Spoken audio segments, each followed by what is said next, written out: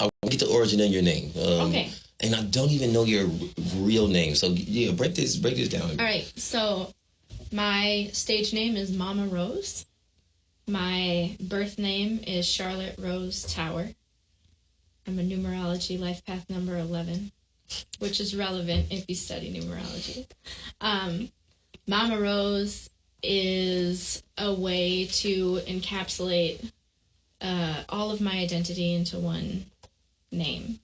So Mama is mother because I have 2 babies. One is 4.5 and one is almost 3. But it's also just a way of being in the world. So the mothering, nurturing energy is the feminine energy embodied. It's bringing receptivity into spaces. It's that balance of give and take, ebb and flow, yin and yang, you know. So it means that for me. Rose is my middle name. Rose is a flower that I feel very akin to. It encapsulates my personality with its softness and its color and its fragrance and its impermanence and its how tender and how particular it is as a plant that we can cultivate, how it needs to be cared for, how it needs to have the right environment. You know, you have to be very attentive to roses. Not all roses, but a lot of the varieties.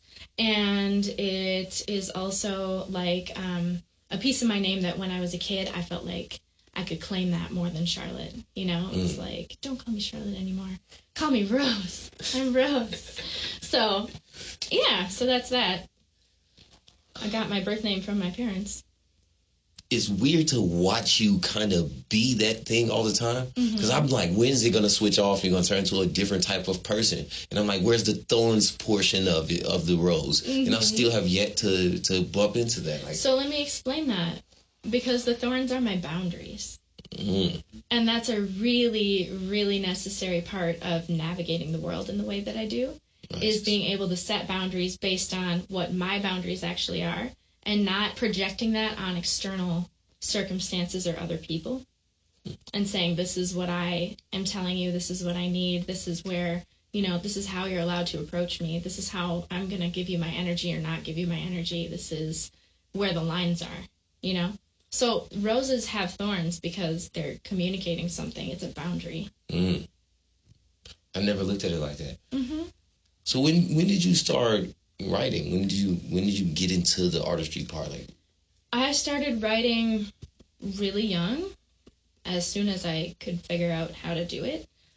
But before I started actually putting words on paper, I was already paying attention to the way that words relate to each other and how rhymes work and how other people received anything that I was giving, you know, as far as like I wrote this little poem or this little song or whatever, to see like how adults for the most part, take that in. And then my friend and I, when we were really young in like 1st and 2nd grade, we formed a band. And we would have all the neighborhood kids come and listen to our performances. So I always backed her. I did harmonies and like just was always in a supporting role because she was my super bossy friend because she was a year and a half older. So, you know, that's what I got to do. But that was the beginning for me of like kind of learning music. My parents didn't really immerse me too much in like music lessons or anything like that until I was a little bit older. So I feel like a lot of that journey was like, okay, this is something I'm interested in. Like, how am I going to be able to pursue it myself? Because I don't have family members that do this. I don't have family in the music industry, you know. Right. So you weren't like born into it. You were just born with it. Well, that leads perfectly into my next question was like, who's your role model? Who inspires you? Like, if you didn't get it from home, then where did it come from? Well, because I do so many different things, I think that my role models are just in a lot of different areas and in a lot of different arts. But I've always looked up to people who can bridge genres or bridge arts together or bridge people together and create bridges and mend bridges. So like even as a child, looking at people who like were out of the ordinary in what they did. Like, I remember being a kid and reading, I had these little magazines about the people that I was fascinated with, and there was one about Christina Aguilera, and it was saying, she's so small, but her voice is so big and so powerful, and when she stands, you can, like, she's a presence, you know, like nobody, she's like a brick house. And I was like, wow, that's different. That's different than, like, other women that I'm seeing doing this, you know? Or, like, Jay Electronica is a huge, huge part of my life in multiple ways. And, like, the way that he does music is so outside of the box. And he's so unapologetic. Like, I've never heard him apologize for doing things the way that he does them, or even respond to questions that question his authority to run his life the way that he sees fit. He's an artist as a person, and that's how I am too.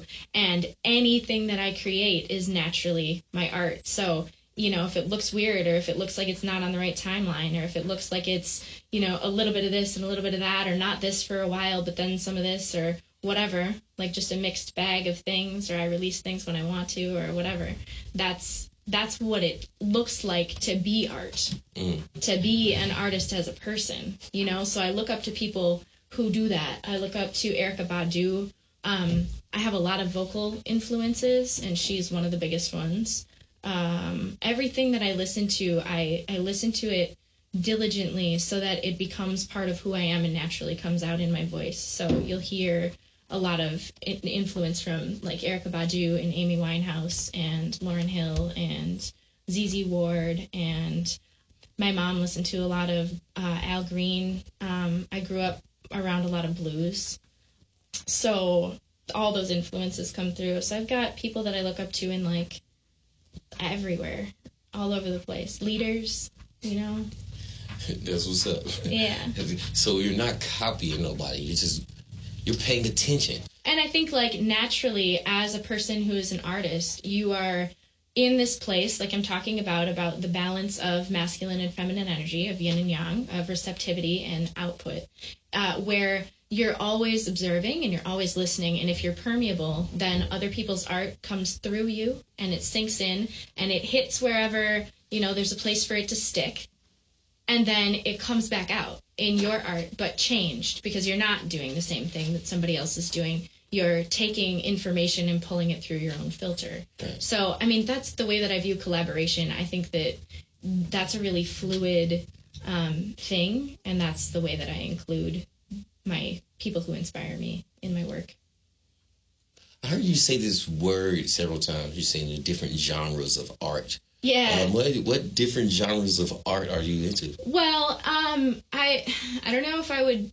The word genre works, but, like, so obviously there are a lot of different genres of music that I listen to. I mentioned a couple, and all of those genres of music come through me then as one thing, because you know, they all come in because I'm permeable. They all come out in one stream. And then, so I do visual art. I paint and draw with a whole bunch of different mediums. I do modeling. I do acting. I do a lot of movement and dance. I do a lot of, like, work using my psychic work to participate and contribute to scientific fields that are working on different things, as far as, like, how the universe comes together and what the process of creation actually looks like when you break it down.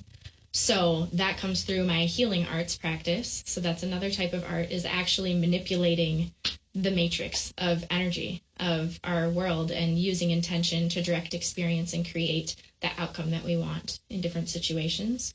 So there's that. Let's see, what else? Herbalism is another art that I do.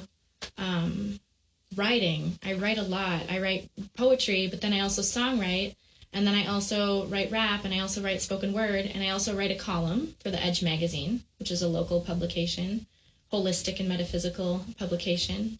So I write an affirmation column for them monthly. I write and am published in a couple different anthologies, other collaborative projects and things like that. I like to do ghostwriting, commissioned writing. So all that stuff comes together, And one place that I created to bring it all together is my blog. Right. So that's Mama Rose blog.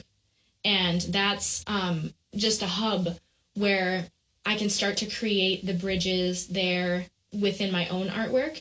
And then the way that that works, just like anything, is if I'm doing this within myself, then other people pick that up and it starts to bridge artists together. Absolutely. So that's where the leadership in the community organization comes into play. That's a big part of what my upcoming residency at Honey is about, which is called Vulnerable. Hey. It's getting people into this space where we're bridging arts and where we're not really concerned about walls or boundaries or lines in the sense of this is this and this is what it's supposed to look like, you know? So me doing my thing in that way where it's open and I am art as a person is setting an example or a precedent and allowing other people to go, oh, look, it's actually safe to be open and be myself and just experiment and play and see what that looks like and bridge all these different things together. You know, like when you're a kid and somebody says, what do you want to be when you grow up?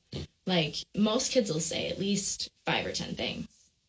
So like, I don't believe that that's something we should ever set down. We just have to figure out how to connect it all together. True.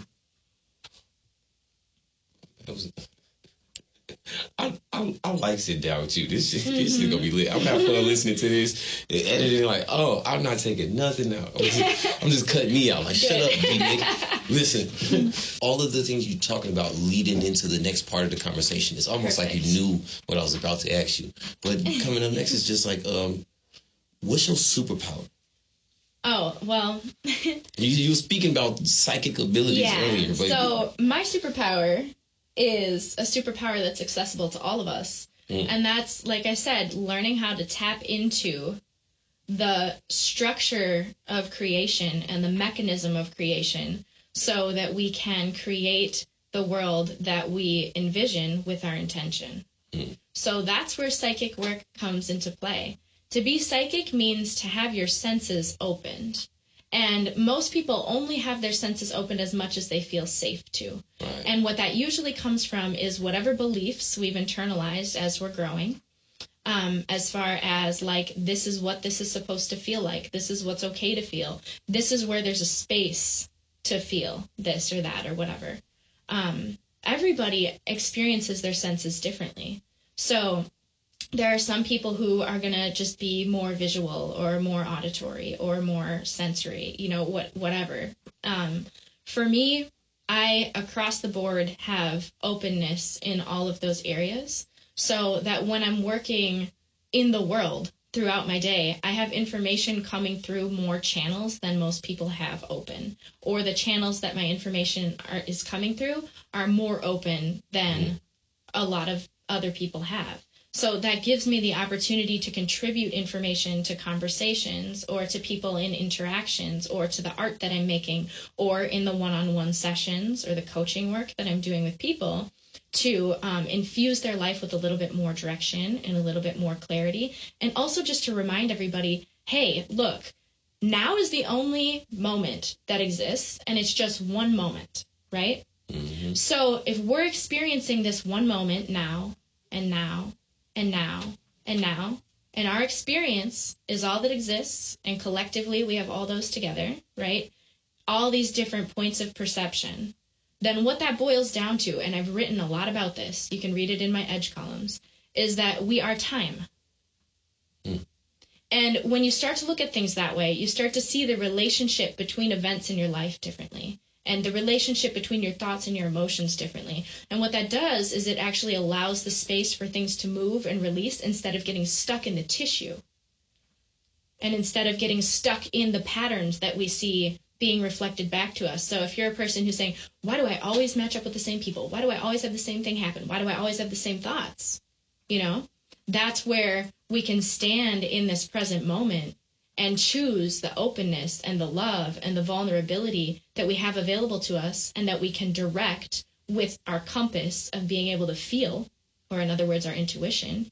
And we can literally create a future, a world, where our intention directs the outcome. And ultimately, the only intention that wins is the one that's the most open and the most balanced and the most loving, because we are a part of an organic system And that's the way that organic systems naturally rebalance. Right? So the way that I direct my life is to be aware of that and to be in that flow. And it's a process of release and of letting go and remembering more than anything.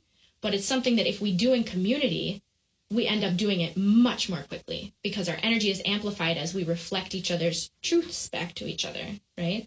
So my superpower is standing in that place of presence all the time. I'm going to work on that. It's a practice. Yeah, absolutely. Yeah. So now we get to the portion where it's like that strange words you didn't see. And you were talking about creation. It is something that was created. It was like, boom, it came out of the need. I was like, what is this thing called?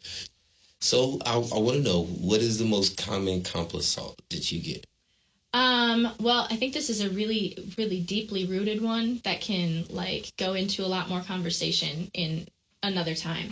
But I get a lot that I don't look like a rapper. And I think that that's really interesting because when I think about that, I have to think about the history of where the art form comes from, you know, and how like I don't match up to that.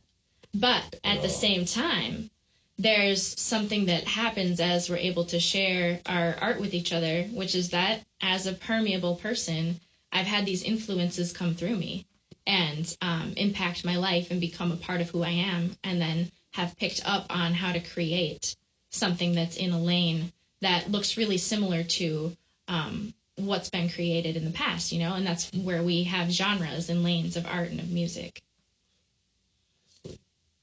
Well, define yourself in one word. That's kind of a tough one because I know we're very wordy people, but... Spirit.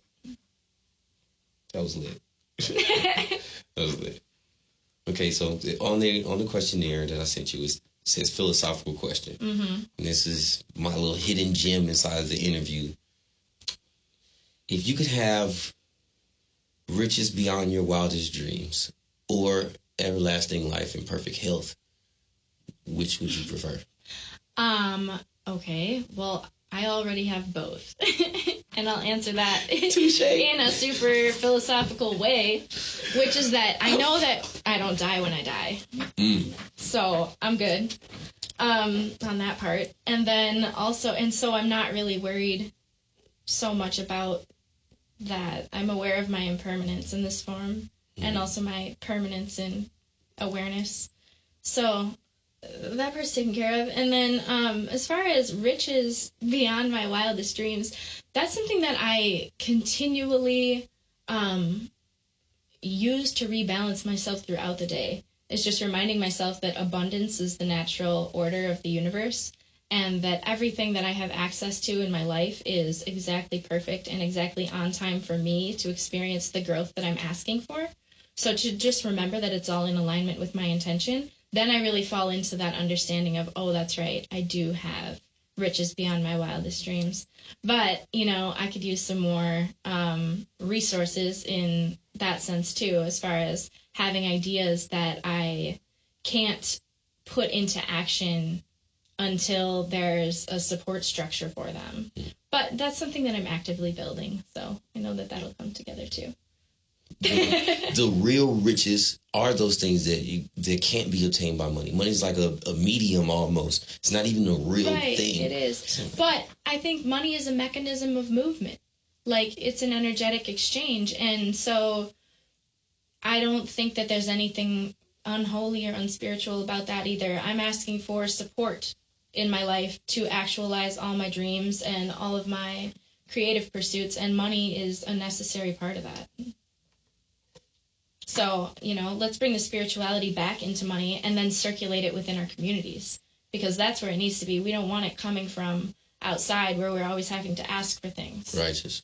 Yeah, we want to be stimulating our own communities and keeping that within our own communities. And then naturally, in time, the way that we view and use currency will evolve. That kind of leads very well into the next question, which is, what's your best and worst purchase? My best purchase is any time that I've ever been like, oh, I really want to eat that, but should I buy it or not? And then I do. That's my best purchase over and over and over again, because Just to be able to trust, like, this money will come back in some way.